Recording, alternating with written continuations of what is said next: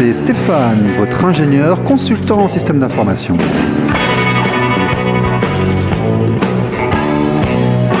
Bonjour, c'est RLP Business.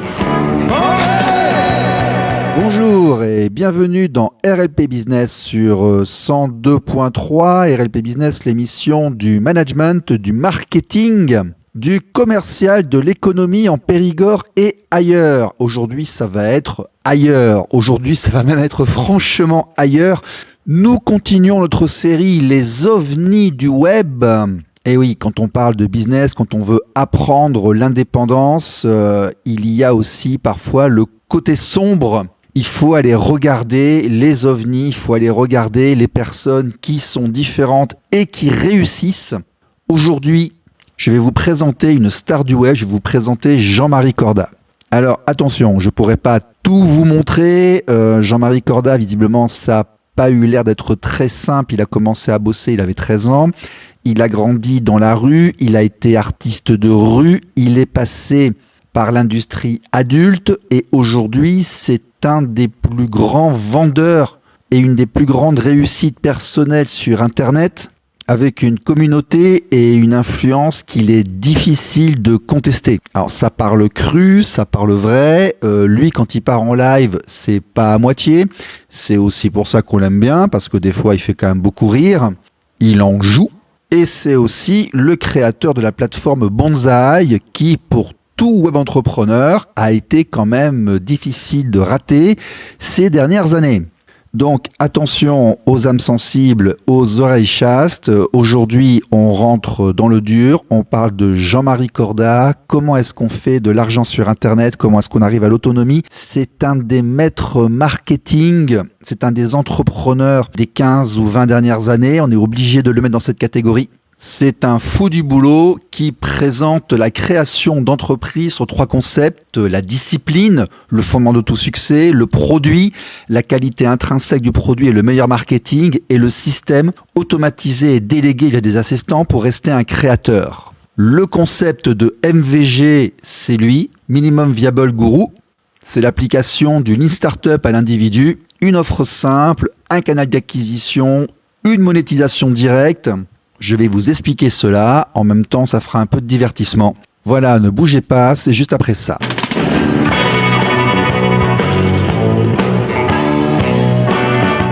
L'invité de la semaine. Vous osez ne pas connaître le boss de YouTube. Comment se fait-ce? Alors, je m'appelle Jean-Marie Corda et je suis un influenceur ou entrepreneur online qui a testé plein de niches. En fait, je suis un peu spécial dans le sens où il y a peu de gens qui, autant que moi, sont passés d'un sujet à l'autre à ce point. J'ai été très fixe sur mon identité, donc j'ai toujours été le même. J'ai toujours dit ce que je pensais, j'ai toujours été très authentique. C'est grâce à ça que j'ai maintenu une audience tout le long de ma carrière. Mais j'ai fait artiste de rue. Alors là, c'était pas sur Internet, mais c'est un peu influenceur, tu vois, dans la vraie vie. Artiste de rue, tu collectes des gens, tu leur fais un petit spectacle à la place de leur faire une vidéo, puis après tu passes le chapeau. En bref, après, j'ai été acteur, réalisateur, producteur de films adultes. En même temps, je faisais de la métapolitique, puis coach sexuel, et à un bon niveau. J'étais plus gros distributeur en France, plus gros d'Europe de l'Ouest.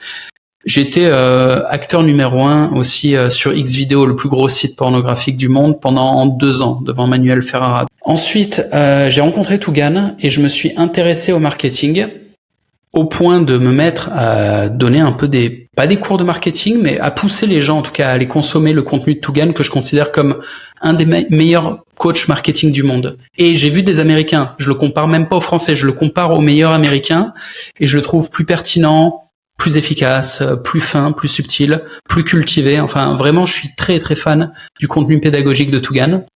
J'ai après bossé dans la crypto, dans l'investissement, copy trading et algo trading. Ça s'est très mal passé, ça. J'ai fait que de la merde, quasiment. Et dans la technologie. Aujourd'hui, je développe des SaaS. J'en suis à mon 3e. C'est-à-dire, j'ai fait un truc qui s'appelait SolidTube, qui était une alternative à YouTube. J'en avais marre de me faire supprimer mes chaînes par YouTube, et je me faisais supprimer les chaînes parce que je mettais trop de cul dedans. Il y avait trop de nanas autour de moi. Aujourd'hui, il y en a plus. Je suis désolé, les mecs. Bon. Et donc, j'ai fait une plateforme alternative à YouTube, mais avant Rumble et tout ça. Ça a foiré. Parce que je voulais proposer une alternative à la censure, mais j'ai commencé en France et il se trouve que L'audience française est très à l'aise avec la censure. En fait, c'est une audience très conformiste et je sais que il y a la Révolution française et tout. Non, c'est fini. Les Français sont très très à l'aise avec la censure. C'est comme ça. Vous êtes un peuple. Nous sommes. Je suis français aussi. On est un peuple devenu très conformiste. Conformiste, maladif. Genre il y a une addiction. Non, c'est chaud. Et bon, aujourd'hui, je suis spécialisé dans la création de SaaS, donc des solutions technologiques, et en l'occurrence la solution que je développe avec Tougan, qui est devenu mon associé. Donc c'est un peu une dream story, tu vois. C'était mon coach en marketing et aujourd'hui c'est mon associé en business, Tougan. Et j'ai travaillé très dur pour atteindre ce niveau parce que je n'étais pas au niveau. Je veux dire, en business, il était plusieurs niveaux au-dessus de moi et j'ai dû faire beaucoup de choses qui me faisaient peur. C'était difficile. C'est pas juste une charge mentale d'apprendre des choses, tu vois, mais il fallait de l'action. Il fallait un niveau d'agressivité, il fallait tenter des trucs très risqués. Et ça m'a fait peur, en fait. Tout ce que m'a suggéré Tougan, tout ce que j'ai fait, m'a terrorisé. Et j'ai pu évoluer parce que je suis sorti de ma zone de confort un nombre incalculable de fois. En gros, je l'appelais pour lui dire ce que je voulais faire, ma stratégie. Il me rionnait, il me traitait d'abruti et il me disait fais ça. Genre si t'as des couilles, tu fais ça. Et j'étais ah putain. Et puis derrière, je faisais et ça marchait en fait. Ça marchait. Ça faisait très peur, mais ça marchait. Donc Tougan, c'est sérieux ce qu'il propose. Ça fonctionne.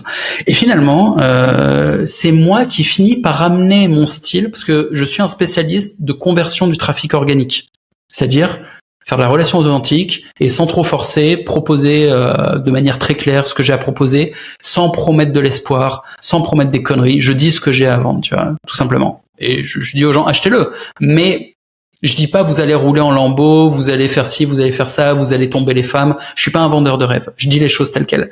Et aujourd'hui, on a une plateforme qui fait exactement ça. Aujourd'hui aussi, on arrive dans une époque où ça fonctionne. Il y a 10 ans, c'était pas la bonne stratégie. On faisait plus de thunes en vendant de l'espoir. Aujourd'hui, en vendant de l'espoir, on se prend des insultes. Donc en fait, on arrive un peu à mon époque. Et Tougan, il le valide et il m'a accompagné dans la création de Bonsaï. On le fait ensemble. C'est une plateforme gratuite. Pour ceux qui ont leurs habitudes, ça ressemble un peu à Patreon, mais Patreon a été créé il y a 10 ans, du coup, ça a 10 ans de retard. Il y a plein de trucs qui vont pas, c'est pas ergonomique, il manque des features. Les features, c'est des fonctionnalités. Donc là, c'est la version actuelle. C'est joli, c'est facile à utiliser, c'est optimisé. Enfin, vous allez voir, c'est un plaisir à utiliser, c'est un bonbon. Donc voilà un peu pour ma présentation. Je suis un mec qui a fait beaucoup d'expérience et qui est curieux intellectuellement, qui va tout le temps conquérir des nouveaux domaines ou des nouveaux marchés. Pour faire le truc vite fait, j'ai commencé à 13 ans, quand j'étais chez mes grands-parents, j'avais rien à faire. J'ai vu qu'il y avait des Péruviens qui jouaient de la musique dans la rue, je me suis dit, oh putain, les enfoirés, ils font du pognon. Ils vendaient leurs CD à la con, tu sais, là, ils étaient là... Je me suis dit, il y a de la thune à se faire directement. Donc, il y a un soir, j'ai attendu qu'ils aient fini, j'ai enchaîné derrière eux, et j'avais fabriqué un nunchaku avec un manche à balai et un bout de ficelle, un bout de jean avec de l'alcool à brûler dessus. Et sans rien dire à mes grands-parents, bien sûr, j'ai enflammé un bout, je l'ai fait tournoyer en mode Tortue Ninja. Et les gens regardaient, quoi. Et t'avais un gamin avec un truc enflammé qui faisait tournoyer. Et vieux, je savais même pas ce que c'était le jonglage, ni rien, les artistes de rue, les hippies, toutes ces conneries. C'était en mode autodidacte de dingue, tu vois, freestyle. Donc les gens m'ont regardé. Et il y a un flic qui est venu m'arrêter. Et j'ai plus ou moins pris les gens à partie, genre, attendez, c'est mon métier. J'avais une casquette, je l'ai retournée. S'il vous plaît, encouragez-moi et tout. J'ai eu 30 balles, je me souviens, 3 pièces de 10 francs. J'étais, oh, génial. Parce que quand t'as 13 ans, 30 balles, c'est quelque chose. Et donc, je testais des trucs, j'étais créatif, et puis derrière, je le faisais, ouais. Parce que sinon, je sais pas, je bouillonnais, fallait que je fasse des trucs. Je suis allé super loin dans le truc. Le spectacle de rue est un art passionnant, en fait. Un art dans lequel l'éloquence doit être super efficace, parce que pour arrêter les gens, tu sais, les gens, ils vont au boulot, ils sortent des cours, ils rentrent chez eux, ils vont faire un truc, tu vois, ils sont pas dans la rue en mode ils errent, quoi, et il y a un truc, on s'arrête. Non, ils ont un but généralement, donc les arrêter déjà c'est chaud, s'ils ont pas le temps, et les faire rester c'est encore plus chaud, et puis les faire payer à la fin. Et donc l'éloquence qu'il faut développer pour faire ça est passionnante. Moi j'ai été fasciné par des grands artistes de rue que j'ai rencontrés. Je suis allé voir les meilleurs du monde, et vraiment j'ai été ami avec les meilleurs artistes de rue du monde. J'irai pas jusqu'à dire que je suis devenu l'un d'entre eux, j'étais un des meilleurs de France, mais j'ai fait les championnats du monde, donc j'ai pu me mesurer à ces gens-là, et il y a vraiment un niveau de fou. C'est très intéressant, c'est pas juste faire tourner du feu, je parlais beaucoup, j'utilisais l'art oratoire, et pour tous les mecs intéressés par la vente, par le marketing et tout, voir les techniques de manipulation de dingue qu'on utilise en spectacle de rue, c'est vraiment passionnant. Il y a des techniques d'engagement de fou. 2 choses. La première, faut bosser. Il n'y a pas d'excuse. C'est-à-dire qu'en rue, tu as toujours des emmerdes. Tu as les racailles qui viennent te casser les couilles. Tu as les flics qui viennent t'arrêter. Tu prends la pluie sur la gueule. Il fait froid, il n'y a personne. Je sais pas, il y a toujours un truc qui va pas, tu vois. Tu n'as pas ton costume, ta sono elle craque. Mais faut bosser, faut le faire quand même. Donc ça, c'est la première chose. Aucune excuse. Faut bosser. Parce qu'il n'y a pas le chômage, tu vois. Quand tu es artiste de rue, il n'y a rien, quoi. Donc faut bosser. Deuxième truc que ça m'a appris, c'est l'amour. Il faut offrir. C'est-à-dire que pendant des années, j'allais en rue en mode pour prendre. À partir du moment où, en fait, grâce à certains maîtres avisés, j'ai pu comprendre qu'il fallait arrêter. Il fallait arrêter d'aller pour prendre et il fallait se dire qu'est-ce que je vais offrir aujourd'hui à la rue et y aller dans une dynamique de don, une dynamique d'amour. Là, tu prends un nouveau level. Tu vas beaucoup plus loin. Ce qui est paradoxal, c'est que tu te mets à gagner beaucoup plus. Tu te mets à recevoir beaucoup plus d'amour et d'argent. Mais il faut un vrai détachement. Il faut vraiment y aller avec de la générosité. Et je l'applique aujourd'hui dans mon métier. Il faut donner. Donc, il faut bosser et il faut donner avec amour. Il faut faire ce qu'on aime et le délivrer avec amour. Vous voyez, c'est quand même ce qu'on appelle partir de rien. Et ami Périgourdin, il y a quand même des anecdotes qui sont directement du local. Il y a une anecdote marrante sur comment ça a commencé. J'étais, après un spectacle de rue, à côté de mon camion, avec un autre pote qui vivait en camion, on se reposait sur un parking où on vivait.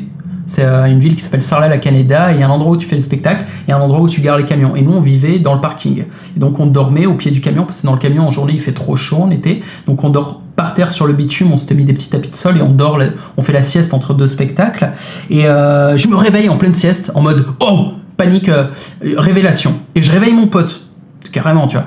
Et je lui dis « Faut qu'on fasse du porno ». Bon, c'est pas franchement sa meilleure période et c'est pas non plus ce qui m'intéresse à montrer ici. Moi, ce qui m'intéresse plutôt, c'est comment en partant d'une vie de bohème comme ça, sans passer par l'école, sans avoir aucun soutien familial, comment est-ce qu'on arrive à se construire une situation extrêmement privilégiée qui lui permet de vivre comme il le veut et de devenir un des influenceurs les plus écoutés et qui vraiment a marqué son environnement et son époque. Visiblement, il a compris un certain nombre de trucs. D'amuseur, il est passé quand même à chef d'entreprise. Il fait vivre un certain nombre de personnes. Il a construit des réseaux d'expatriation. Et quand on parle business sur Internet aujourd'hui, forcément, on parle de lui. Il y a des critères pour capter son audience et s'y adapter. Premier critère, c'est comprendre à qui on parle. Est-ce que tu parles à des cons ou est-ce que tu parles à des mecs intelligents? Et les deux se valent, hein. T'as plein de businessmen qui parlent à des idiots. Tous ceux qui ont 1 million de followers déjà parlent à des idiots. Et ça va, ils font du fric, hein. Faut pas les prendre pour des abrutis, ceux qui parlent aux idiots.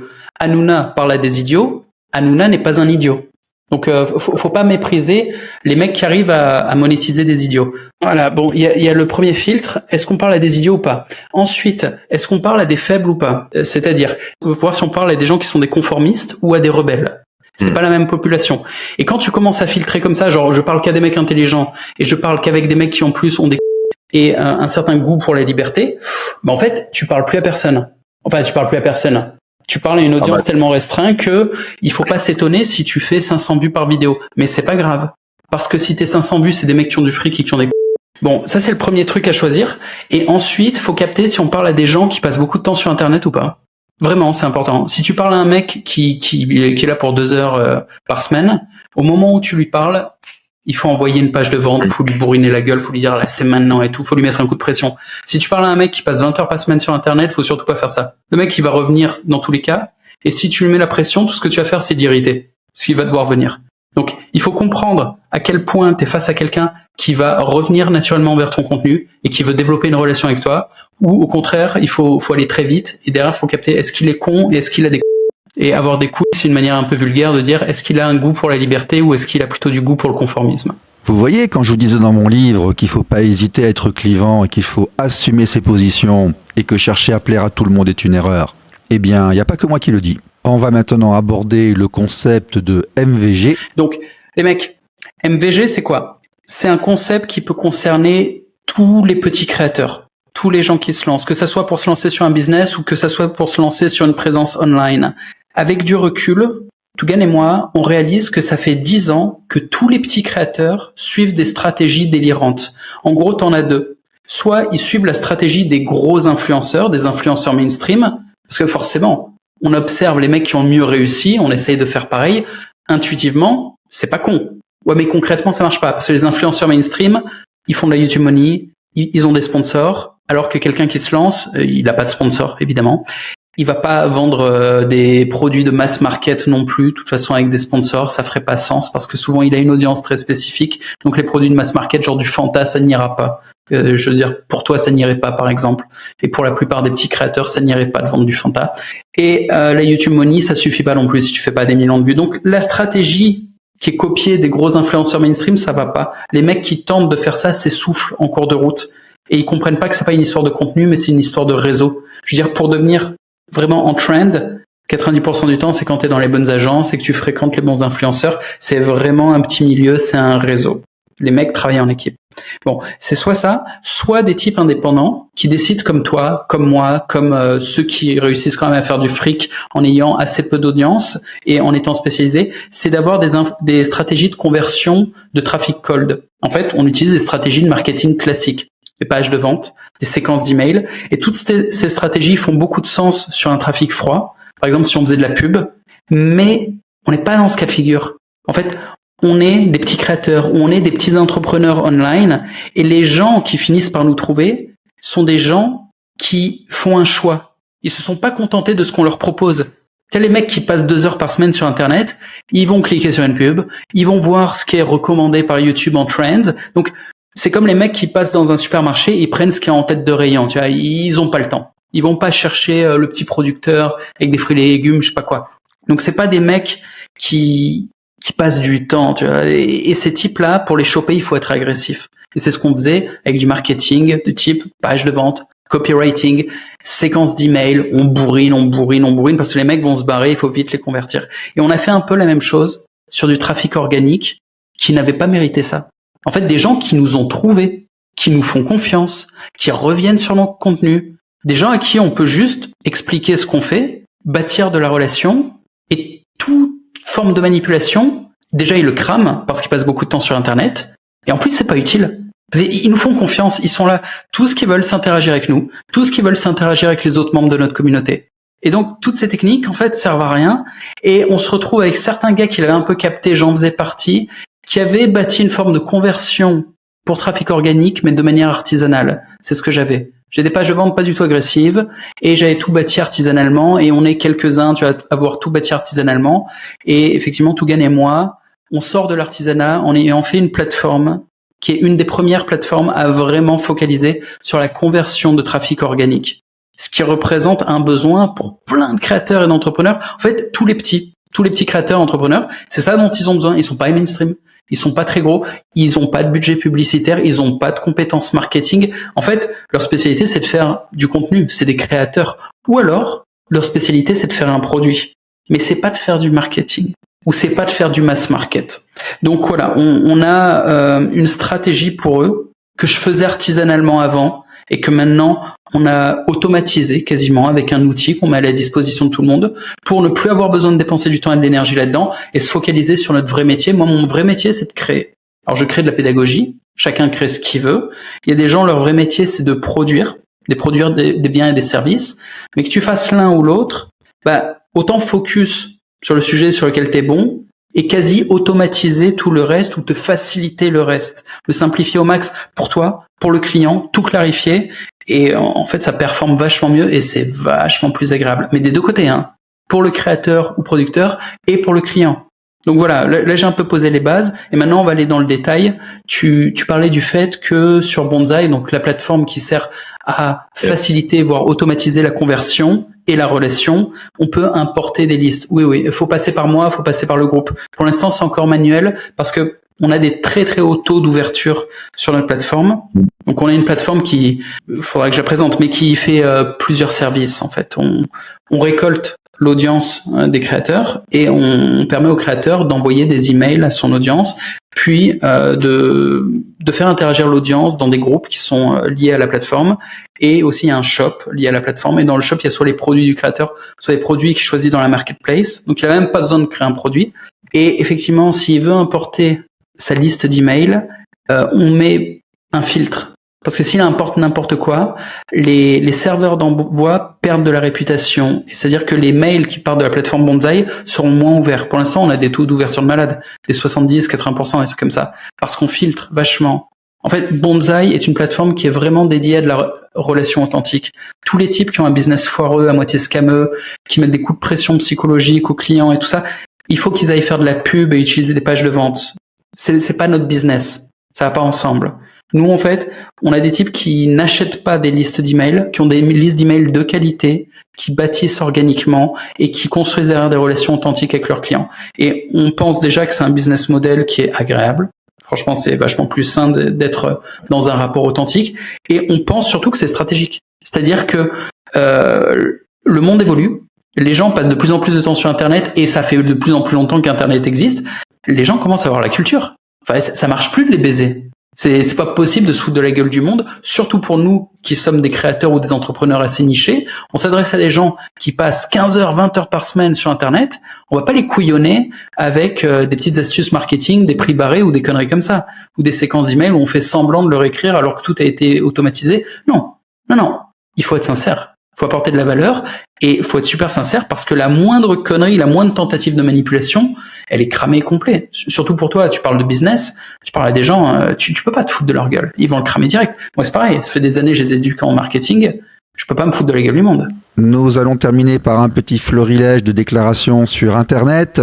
Si vous êtes toujours là et que vous n'avez pas décroché, c'est que vous y avez trouvé un intérêt. Au pire, ça vous détendra. Il faut réussir à voir le comique de la situation. Et aussi, il faudra que je vous parle de Tugan un jour. Après Charles de Ripper et Jean-Marie Corda, il faudra absolument aborder Tugan, Arnaud Labussière un peu plus tard dans la saison. Il y a plein de gens qui confondent discipline et motivation. Il y a plein de gens qui comptent sur la motivation pour avoir de la discipline. Et vous êtes dans l'erreur, complètement. La motivation, c'est par essence instable. Si tu comptes sur ta motivation pour faire quelque chose de ta vie, mais c'est au petit bonheur la chance, mon gars. Tu feras rien. Un mec qui compte sur sa motivation pour devenir musclé, pour devenir compétent, avoir un savoir-faire, pour devenir performant, il fera que de la merde, parce que les jours où il n'est pas motivé, il le fera pas. Et on n'est pas tous les jours motivés. On va parler d'amour. Je vais vous donner l'équation, la formule mathématique de l'amour, rien que ça. Après tout, l'amour est une compétence technique comme les autres. Il suffit de la maîtriser pour monter en compétence. Pourquoi est-ce que j'ai attendu le 3e live pour vous parler d'amour ? Parce que c'est important l'amour, mais ce n'est pas la priorité. Vraiment. La priorité, c'est la puissance. Si t'es puissant, tu survis et tu auras toujours le temps de devenir bienveillant. Mais un mec qui est juste dans l'amour, qui est bienveillant et qui est faible, il peut se faire buter. Il peut laisser sa famille, ses proches se faire emmerder et il n'aura pas les moyens de les défendre. Donc il faut commencer par la puissance. J'ai un de mes meilleurs potes là avec qui je me prends la tête. Tout le temps, genre 2 fois par semaine. Et il tape des colères énormes, il s'énerve le mec. Et il me dit j'ai rien fait. Ou il me dit j'ai raison. Il est persuadé d'avoir raison, il est persuadé de n'avoir rien fait. Et t'as peut-être des potes dans ce cas-là aussi. Ou peut-être que c'est toi. Peut-être que tu t'énerves, peut-être que tu es frustré, que les choses se passent pas comme tu veux, les gens te comprennent pas comme tu veux, les gens ne reçoivent pas ton travail, tes créations à la hauteur de ce que ça mérite. Donc c'est injuste vieux. Mais vous savez quoi ? À chaque fois qu'on dit j'ai rien fait ou j'ai raison, c'est un aveu d'impuissance. Je répète, dire je n'ai rien fait, j'ai raison est un aveu d'impuissance. Ça veut dire que tu ne peux rien faire. Sans déconner. Ça veut dire t'as fait de ton mieux et t'as pas obtenu ce que tu voulais. Ça veut dire quoi ? Ça veut dire que c'est impossible ? Ça veut dire que la vie est trop dure, tu vois, c'est trop difficile quoi. Ouais, sélection naturelle. Il y a des mecs, c'est des losers, il y a des mecs qui obtiendront ce qu'ils veulent. Mais toi, tu veux quoi dans la vie ? Tu veux être un putain de loser ? Vieux, quand tu dis j'ai raison, j'ai rien fait, tu reportes toute la faute sur l'autre. Tu projettes la faute sur l'autre, ok ? Et en projetant la faute sur l'autre, ça peut marcher si l'autre, tu le contrôles entièrement. Imaginons que l'autre, c'est ton esclave.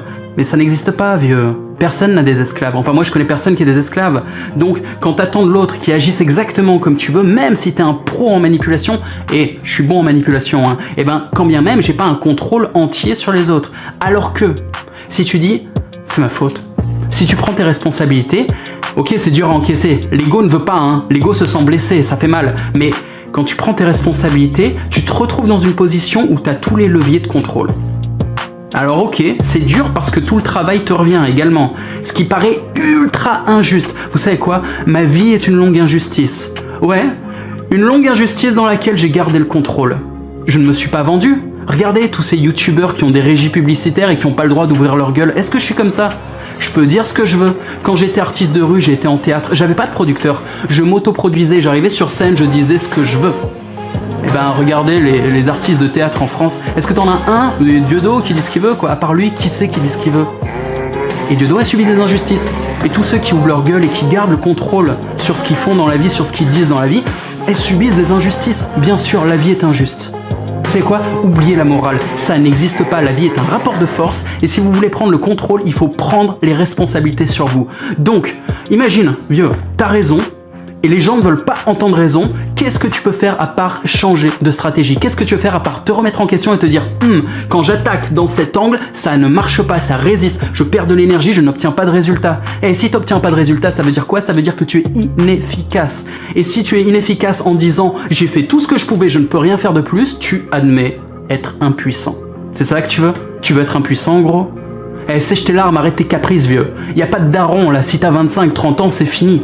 C'est toi le daron, et c'est toi qui prends tes responsabilités. La vie est injuste, ouais. Mais prends-toi des grosses claques, réveille-toi, et rappelle-toi de qui tu es, et rappelle-toi de ton code génétique, le code des créateurs. Tu peux faire ce que tu veux, le monde t'appartient. Prends tes responsabilités, frérot. Je t'aime, tout ça, c'est que de l'amour. Tous mes frérots qui s'énervent et qui croient avoir raison, remettez-vous en question. Je vous le redis, les rituels, c'est quoi ?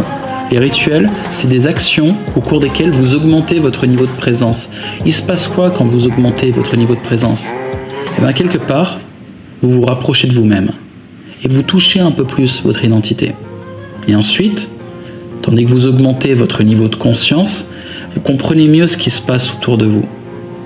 Donc quand vous avez les deux, que vous avez la présence pour comprendre et sentir votre identité, vous avez la conscience pour voir les opportunités du monde extérieur, eh bien vous pouvez décider de mettre tout cela en harmonie et d'avoir des actions qui correspondent à votre identité. Ah, les pièces du puzzle commencent à s'imbriquer. Les gens me demandent des choses parce que je suis compétent, parce que j'ai des contacts, parce que j'ai de l'argent, parce que je suis puissant. Constamment, on me demande des choses. C'est le meilleur moment pour poser mes conditions, c'est-à-dire pour faire ma propre offre. Qui est toujours une demande, si vous avez compris le principe. Tu fais 170 000 par mois, je veux dire, tu peux pas aller au resto 10 fois par jour, tu peux pas louer 14 jet skis par jour, ça n'a aucun sens. Ce qui a du sens, c'est de vivre heureux, donc d'avoir des émotions stables, de vivre longtemps, de vivre avec des amis, de fonder une famille et de te sentir épanoui. Barre-toi dans un pays de l'Est, développe ton business, prends une assistante et commence à vivre comme je vis depuis des années. Moi, je te le dis, jamais j'arrêterai d'avoir une assistante. C'est impossible. Je ne ferai qu'avoir plus et plus de personnel de maison. Évidemment, c'est comme mes entreprises, elles sont en croissance. Il y a deux solutions. Soit tu es en croissance, soit tu crèves. On arrête le débat. Si des gens vous parlent de politique, dites-leur ça sert à rien. Ça m'intéresse pas de parler de politique. Les politiciens commentent ce que font les multinationales. Les gens qui s'intéressent aux commentateurs de comédiens, j'ai fait de la politique, je sais ce que c'est. C'est de la comédie, c'est du théâtre. Et ils sont même pas très bons d'ailleurs, je dirais. Donc les gens qui s'intéressent aux commentateurs de comédiens et qui prennent ça au sérieux et qui veulent vous impliquer, en fait ils veulent voler votre énergie pour que vous participez à des discussions stériles qui s'appellent les débats, dégagez ces gens-là ou dites-leur ferme-la, moi j'ai pas ce niveau-là, ok ? Je suis au-dessus, moi j'agis. Tu veux qu'on ait des discussions intéressantes ? Ok, dis-moi un truc qui va me faire gagner de l'argent. Vraiment, si les gens vous cassent les couilles, tu sais, ils vous parlent de trucs pas intéressants, tu dis, tu sais quoi, tu m'emmerdes. Dis-moi un truc qui va me faire gagner du fric. Dis-moi un truc qui va me faire gagner du fric. Ce sujet-là m'intéresse. Est-ce que tu t'y connais ? Est-ce que tu peux m'aider ? Tu peux me faire monter en compétence dans ce sujet ? Non ? Dégage. Et tu passes à la suite. Tu passes à des mecs qui peuvent vraiment t'aider, qui sont vraiment utiles. Ah, j'avais prévenu, c'est un provocateur et ça surprend. Que ça surprend, t'as pas l'habitude. Je sais que t'as pas l'habitude. C'est aussi pour ça que je voulais vous montrer ça. Allez, portez-vous bien. À la semaine prochaine. Au revoir. Bye bye.